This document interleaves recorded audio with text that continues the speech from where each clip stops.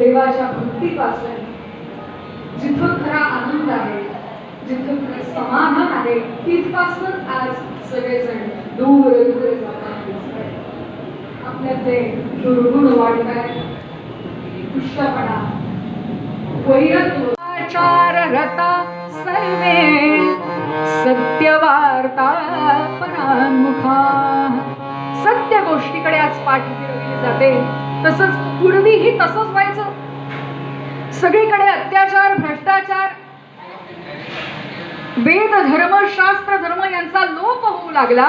साधू संत भक्त सज्जन यांना हे राक्षस त्रास द्यायला लागले आणि म्हणून पृथ्वीवरचा पापाचा भार वाढायला लागला.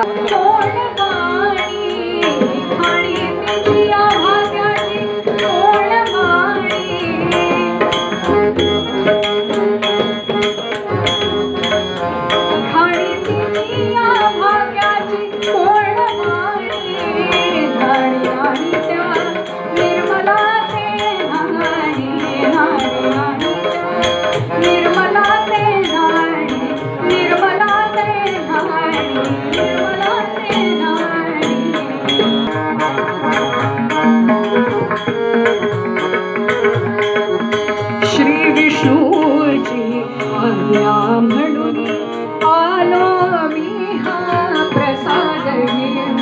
श्री विष्णूची आज्ञा म्हणून आलो मी हा प्रसाद घेऊन. या दानासी या दानावर अंत नसे उपमा.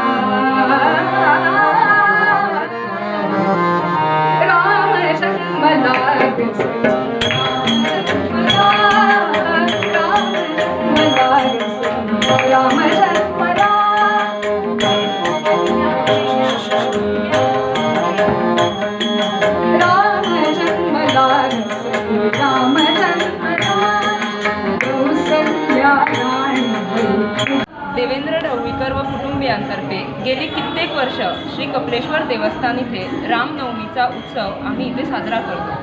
इकडे सकाळी अभिषेक असतो, त्याचप्रमाणे कीर्तन सेवा व त्यानंतर 12 वाजता राम जन्म होतो.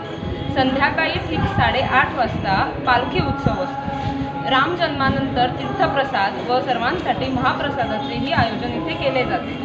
कपिलेश्वर देवस्थान हे 25 एक देवस्थान आहे, ज्याचे अध्यक्ष देवेंद्र ढवळीकर आहेत. त्यांच्या व त्यांच्या कुटुंबियांच्या वतीने हा उत्सव इथे आम्ही साजरा करतो.